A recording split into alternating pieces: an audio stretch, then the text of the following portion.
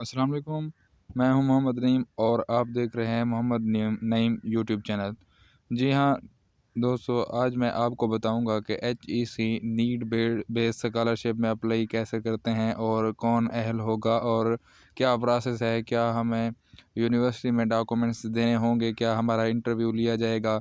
ये सब चीज़ें आपको मैं इस वीडियो में बताऊंगा। सबसे पहले नए आने वाले तमाम दोस्तों से गुजारिश है कि मेरे चैनल को सब्सक्राइब कर दें और बेल के आइकन को दबा दें ताकि हर आने वाली नई वीडियो आप तक बआसानी पहुंच सके। जी नाजरीन, तो HEC ने ये बताया है कि जो स्टूडेंट्स पढ़ रहे हैं, सबसे पहले अप्लाई वो कर सकते हैं जो फर्स्ट सेमेस्टर में है, अंडर ग्रेजुएट प्रोग्राम में जो BS कर रहे हैं। तो फर्स्ट सेमेस्टर में मौजूद जो स्टूडेंट्स मॉर्निंग की शिफ्ट में मौजूद होते हैं वो सिर्फ HEC नीड बेस में अप्लाई कर सकते हैं। और अवेलेबिलिटी ऑफ फंड्स के ऊपर है कि अगर वो बंदा मेरिट पर आता है, मिसाल के तौर पर कोई अगर माज़ूर है, अगर कोई जो यतीम है, अगर ऐसे अफराद जिनकी आमदनी 45,000 या 30,000 से कम है तो वो HEC नीड बेस के अहल हो सकते हैं। उसके बाद है कि आपने अगर गलत इन्फॉर्मेशन दी ऑनलाइन या इस फॉर्म में तो आपका एडमिशन कैंसिल हो सकता है, आपके ख़िलाफ़ कानूनी कार्रवाई अमल में लाई जा सकती है। नेक्स्ट, इसके लिए इंस्ट्रक्शंस हैं कि fill in the form using black ball point and pen and write in capital letters. जितने भी फॉर्म आपने फिल करना है ना, तो ब्लैक बॉल पेन या जो आपके पास बॉल पॉइंट है वो यूज़ करना है, लेकिन जो भी अल्फ़ाबेट्स आप लिखेंगे वो कैपिटल यानी बड़े हरूफ में हो। Read the application form carefully, make a photo copy of the application form, complete the photo copy from the from and make sure everything is correct and final. आपने ये इंस्ट्रक्शंस देख ली हैं, ये तमाम चीज़ें जो है ना वो केयरफुली एप्लीकेशन फॉर्म में फिल करनी है। यहाँ से हमारा जो HEC का फॉर्म है वो स्टार्ट होता है। एप्लीकेशन फॉर्म चेकलिस्ट है हमारे पास। Copies of computerised NIC of father mother and guardian. ये अगर फादर आपको गार्डियन है तो आपने बस अपने वालिद साहब की और वालदा साहबा की ID कार्ड की कॉपी साथ लगानी है। उनके सैलरी सर्टिफिकेट, अगर आपका वालिद या वालदा जो है ना वो सरकारी मुलाजिम है तो उनकी सैलरी सर्टिफिकेट होगी।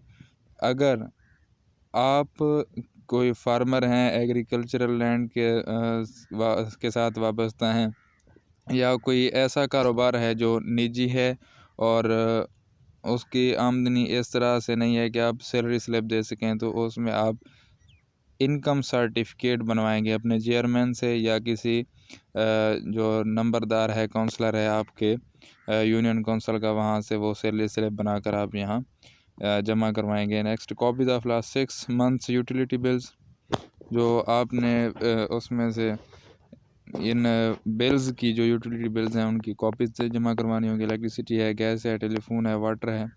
लेकिन अगर आप देहात से ताल्लुक़ रखते हैं तो सिर्फ इलेक्ट्रिसिटी का बिल आप जमा करवाएंगे।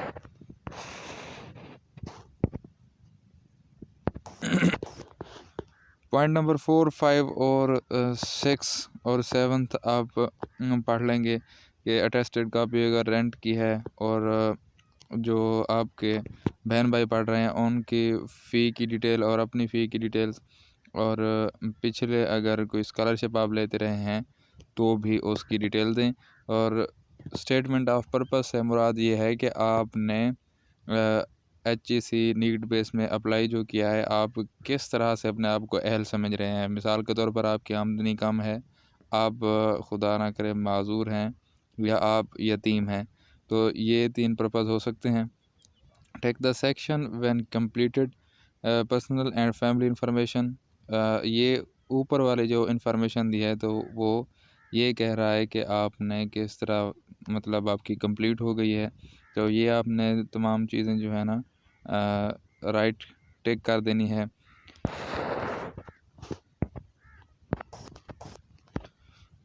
डूज़ आपने करना क्या है कि हार्ड कॉपी पोस्ट के ज़रिए या हैंड ओवर करनी है financial aid office university of education DG Khan campus में। जो मुदस्सिर दिलावर साहब हैं वो फिनंशियल एड ऑफिस के इंचार्ज हैं। आपने डॉक्यूमेंट्स को तरतीब के साथ जैसे ये फॉर्म बना हुआ है उस तरह रखना है, और जो भी आपने आमदनी लिखनी है या अपनी फ़ीस की डिटेल लिखनी है तो आपने पाकिस्तानी रुपीज़ में जो है ना वो लिखनी है। उसके बाद डाटा बिल्कुल एक्यूरेट होना चाहिए। आप अपने वालिद से या गार्डियन से, आपका बड़ा भाई गार्डियन हो सकता है या वालिद साहब गार्डियन हो सकते हैं, तो उनसे आपने ये पूछना है कि सही सही आमदनी बताएं और अखराजात बताएं और फ़ीस हमारे जो हैं वो बताएं। जो चीज़ नहीं करने की, गलत प्रोवाइड फॉल्स वेग इनकम्प्लीट इन्फॉर्मेशन नहीं देनी, ओवरराइट नहीं करना, और डायरेक्ट एचईसी को अपना ये फॉर्म सेंड नहीं करना, बल्कि आप अपनी यूनिवर्सिटी इंस्टीट्यूट जिसमें पढ़ रहे हैं तो उसको ये फॉर्म सबमिट करना है उसी के फिनांस ऑफिस में। नेक्स्ट जो फॉर्म है वो स्टार्ट हो गया। यूनिवर्सिटी का नेम, डिग्री टाइटल, सेशन देना है। अगर आप यूनिवर्सिटी ऑफ एजुकेशन पढ़ रहे हैं तो उसके कैंपसेस हैं university of education Lahore, DG Khan campus, Multan campus, और भी बहुत सारे कैंपस हैं। डिग्री टाइटल जैसे बीएस बॉटनी हो गया, बीएस जोलॉजी, बीएस इंग्लिश, ये हो सकता है। सेशन आपका और शिफ्ट सेशन होता है। फॉर एग्ज़ाम्पल कि आप 2021 में एडमिट हुए, एडमिशन लिया 2021 से 2025 तक, अगर 4 साल है, बीएस 4 साल होता है तो 2021 से 2025 नेक्स्ट लिखेंगे कि मॉर्निंग। एप्लीकेंट नेम, एप्लीकेंट का नाम मेल है फीमेल है। इधर एप्लीकेंट नादरा यानी ID card number, marital status लिखना है, एज, डोमिसाइल, प्रेजेंट एड्रेस और परमानेंट एड्रेस, ये दोनों आपके आईडी कार्ड के ऊपर मौजूद होते हैं। और करंटली वर्किंग, क्या आप काम कर रहे हैं, तो स्टूडेंट्स हमेशा काम नहीं करते होते जो स्कॉलरशिप ले रहे होते हैं। If answer is yes to section number 7, complete the section number 8 and 10। अगर आप काम कर रहे हैं तो सेक्शन नंबर 8 और 9 और 10 आपको ये फिल करना पड़ेगा। अगर आप काम नहीं कर रहे तो 8 और 9 को छोड़ देंगे। नेक्स्ट, आपने total family member currently living with you, आपने ये डिटेल देनी है। Total number of earning family members. Next, आपने ये बताना है कि आपका फॉर एग्ज़ाम्पल वालिद काम कर रहा है, वो कमाता है, या आपका एक बड़ा भाई है जो गार्डियन है वो कमाता है, तो आपने उनकी डिटेल नीचे देनी है। Total monthly income, add self income if applicable Pakistan rupees, क्योंकि आप तो कमा नहीं रहे होते तो टोटल मंथली इनकम जो आपकी फैमिली की है तो वो ऐड करेंगे इधर। नेक्स्ट है number of brother sister children family member studying, जो बहन भाई आपके साथ पढ़ रहे हैं तो उनका नाम जो है ना इधर दर्ज करना है, उनकी क्लास या उनके फ़ीस वगैरह ये चीज़ें वो बताएंगे। फादर का नेक्स्ट है फादर नेम, उसके आईडी कार्ड का नंबर, वो ज़िंदा हैं, उनका प्रोफेशनल स्टेटस, एम्प्लॉयड हैं, रिटायर्ड हैं, बिज़नेस ओनर हैं। नेम ऑफ़ कंपनी, अगर कोई एम्प्लॉय है तो नेम ऑफ़ कंपनी देनी होगी। टेलीफोन और mobile phone number. Occupation, NTN designation के वो बीपीएस, एसपीएस, पीटीसी हैं। ग्रॉस मंथली इनकम यानी टोटल, और उसके बाद बचते कितने हैं बचा कर, यानी आपके फॉर एग्ज़ाम्पल के 30,000 ग्रास इनकम है तो मंथ के लास्ट जो है ना वो फिर नेट मंथली आपकी 25,000 बचती है या 20,000 बचती है तो वो 23 सेक्शन में बताएंगे। यानी अदर सपोर्टिंग पर्सन यानी कोई और रिलेटिव जो आपको सपोर्ट करता हो फिनंशियली तौर पर, उसका नेम लिखें, रिलेशनशिप लिखें, ऑक्यूपेशन और डेजिग्नेशन भी लिखें। अब ऑक्यूपेशन यानी उनका शोबा कौन सा है, और डेजिग्नेशन मतलब उनकी पोस्ट का नाम क्या है। Monthly financial support available to applicant in Pakistan rupees. और ये सवाल आपसे पूछ रहे हैं कि जो आप एप्लीकेशन जो फ़िल कर रहे हैं तो आपको एक महीने में कितनी जो है ना रकम की ज़रूरत होती है। इनकम सोर्स के क्या ज़रा हैं, प्रॉपर्टी रेंट है, लैंड लीज़ है, बैंक डिपॉजिट्स हैं, शेयर्स हैं, उसके बाद other specify. Next, total family monthly income उसकी डिटेल है, और एप्लीकेंट मंथली क्रॉस इनकम अगर आप जो है ना कमा रहे हैं तो भी अपनी डिटेल देंगे। टोटल मंथली इनकम और टोटल एनुअल आप 12 मंथ की जो है ना इकट्ठे कर लेंगे तो उसके बाद टोटल बन जाएगी आपकी पर ईयर। फैमिली एक्सपेंडिचर आपने एकोमोडेशन एक्सपेंडिचर, ये मतलब आप अगर रेंटल हैं तो, और ये स्टेटस क्या है, टाइप क्या है घर की, स्टेटस उसका क्या है, रेंट पेमेंट क्या है। नेक्स्ट, हाउसिंग प्लाट साइज़, अगर प्लाट साइज़ है, प्लाट किस तरह का मौजूद है तो उसकी ये डिटेल आप देंगे। टोटल रूम कितने हैं, एयर कंडीशन हैं नहीं हैं, तो बेसिकली जो नीड बेस के लिए अप्लाई कर रहा है तो वो अगर एयर कंडीशन चला सकता है तो वो अपनी फ़ी पे कर सकता है। तो इस तरह एयर कंडीशन नहीं होंगे। बेडरूम्स 1 से 2 लिखें। टोटल एकोमोडेशन रेंटल एक्सपेंडिचर लिखेंगे। Any other house flat owned by the parent guardian, अगर यानी दूसरा घर हो तो बेसिकली एक ही घर होता है। नेक्स्ट हमारे पास है यूटिलिटी एक्सपेंडिचर, इसमें आपने तमाम बिल्स लिखने होते हैं। जो स्टूडेंट्स जो है ना विलेजेस से होते हैं, बेसिकली उनका सिर्फ एक ही बिल होता है, वो है इलेक्ट्रिसिटी। मेडिकल एक्सपेंडिचर्स, ये भी आपने एवरेज लिखने होते हैं क्योंकि ज़्यादातर मेडिकल एक्सपेंडिचर हमारे यहाँ रिटर्न टाइप में मौजूद नहीं होते।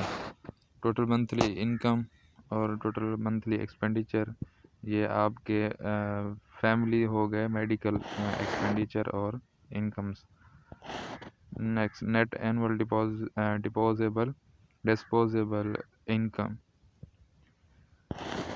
If the monthly annual disposable income is negative, kindly explain the reason for the gap and the arrangements through which the differential gap is met by the family। वो कहते हैं कि अगर आपकी यानी साल की आमदनी है 3,60,000, लेकिन आपके जो आमदनी 3,60,000 है और ख़र्चा जो है ना वो 4 लाख है, बाकी जो 40,000 है वो आप कैसे पे करते हैं, जैसे उधार लेते हैं। Assets with current market value, यानी आपने अपने असासों का बताना है कि आपके पास क्या क्या चीज़ें मौजूद हैं। ट्रांसपोर्ट टाइप, अगर कोई शय मौजूद है तो वो फिल करेंगे। बेसिकली जिसके पास अगर कार हो, मोटरसाइकिल तो होती है लेकिन कार या अदर चीज़ें नहीं हो सकती। नंबर ऑफ़ कैटल, विलेजेस में जो है ना माल मवेशी पालते हैं लोग। Area and location of land plot own, आपने अगर आपके पास जो प्रॉपर्टी है उसकी डिटेल लिखनी है। रेजिडेंशियल है, कमर्शियल है, एग्रीकल्चर है, तो बेसिकली ज़्यादातर एग्रीकल्चर ही होती है। नेक्स्ट, एसेट्स वर्थ, और उनकी कीमत कितना है अगर वो एग्रीकल्चरल लैंड है या कमर्शियल लैंड है। एसेट्स टाइटल, हाउस है, बिजनेस है, और लैंड या बिल्डिंग है, बैंक बैलेंस है, स्टॉक्स है, प्राइस बॉन्ड है, अदर ये चीज़ें। बेसिकली बैंक बैलेंस नहीं होता, हाउस हो सकता है या कैटल वगैरह हो सकती हैं। Next, loan taken for applicant education, family friend loan, तो बेसिकली फैमिली या फ्रेंड लोन बंदा हासिल कर सकता है, वो इधर स्पेसिफाई करेंगे। Any source of financing other than loan, यानी कर्ज़ के अलावा कोई सोर्स हो जिससे जैसे आप ले करना अपने ये जो एजुकेशन है उसको मीटअप कर रहे हैं। हाउ वारा the admission first semester charges paid, आपने किस तरह जो है ना पहली फ़ीस जो है वो आपने पे की, बकरी बेच कर पे की, या आपने ख़ुद कमाया, या कोई भी जो सोर्स था, किस तरह आपने ये पहले सेमेस्टर की फ़ी पे की, तो वो आप इधर एक्सप्लेन करेंगे। एप्लीकेंट एजुकेशनल रिकॉर्ड है, बैचलर है, इंटरमीडिएट, सेकेंडरी, तो name and location of institute होगा, पर month fee to form month division CGPA। तो जो फर्स्ट सेमेस्टर के स्टूडेंट्स हैं वो सेकेंडरी और इंटरमीडिएट वाले ऑप्शन को फुली फिल करेंगे और बैचलर वाले को सिर्फ पल के छोड़ देंगे। नेम ऑफ इंस्टीट्यूट लिख सकते हैं उसके बाद, क्योंकि उनका रिज़ल्ट या जो पेपर्स हैं वो भी नहीं हुए। Per month fee institution charges of the institution last attended, ये आपने जो है ना FSC में जितने या FA में हैं आप, तो उसमें जितने आपने भरे होंगी फ़ीस तो वो ऐड करेंगे। Have you ever got any other scholarship, जो PIF का स्कॉलरशिप होता है मैट्रिक या FSC लेवल पर, अगर आपने वो लिया है तो उसे यस को ऑप्शन टेक करेंगे। और फिर नेक्स्ट जो है ना स्कूल का नाम, स्कॉलरशिप और टोटल स्कॉलरशिप अमाउंट कितना थी, कितने साल मिला, class level eight which scholarship was granted, किस क्लास से जो है ना आपका स्कॉलरशिप आपको मिलना शुरू हुआ। Statement of purpose suitability for the scholarship type separate sheet if required, वो कहते हैं कि आप बताएं कि ये स्कॉलरशिप आपको किस बुनियाद पर दिया गया था। नेक्स्ट होता है हमारे पास अंडरटेकन यानी इकरारनामा। ये होता है कि जो आपने इंफॉर्मेशन दी ये बिल्कुल सही थी, और अगर इस इंफॉर्मेशन को गलत तस्वर किया गया या गलत निकली तो आपका एप्लीकेशन फॉर्म ख़त्म कर दिया जाएगा और उल्टा कानूनी कार्रवाई भी हो सकती है। HEC reserve the right to the information given in the form for verification and other purposes, जो इन्फॉर्मेशन आप देते हैं तो HEC उसे वेरीफाई कर सकती है। नीचे वाले जो फॉर ऑफिशियल यूज़ ओनली, ये फिनांस ऑफिस वाले पुर करेंगे, ये आपके काम का नहीं है। Are the applicant documents in order, ये वो यस नो लिखेंगे। एप्लीकेशन केस रिव्यू डेट्स और एडिशनल रिमार्क्स वगैरह ये उनके काम के है। तो उम्मीद है दोस्तों ये मेरी एक्सप्लेनेटरी वीडियो आपको पसंद आई होगी, और आप अपने नए आने वाले दोस्तों को, जो अभी स्टूडेंट्स जिनको ये मालूम नहीं है कि HEC नीड बेस्ड स्कॉलरशिप में कैसे एडमिशन लिया जाता है या कैसे अप्लाई किया जाता है, तो उनको बताएं और वीडियो शेयर करें ताकि उनको ये मालूमात बर वक्त पहुँच सके और वो इस नीड बेस्ड स्कॉलरशिप से फ़ायदा उठा सकें। ये साल में एक मरतबा मिलती है और इसमें दोनों सेमेस्टर की फ़ी और जो स्टाइपेंड होते हैं वो आपको दिए जाते हैं।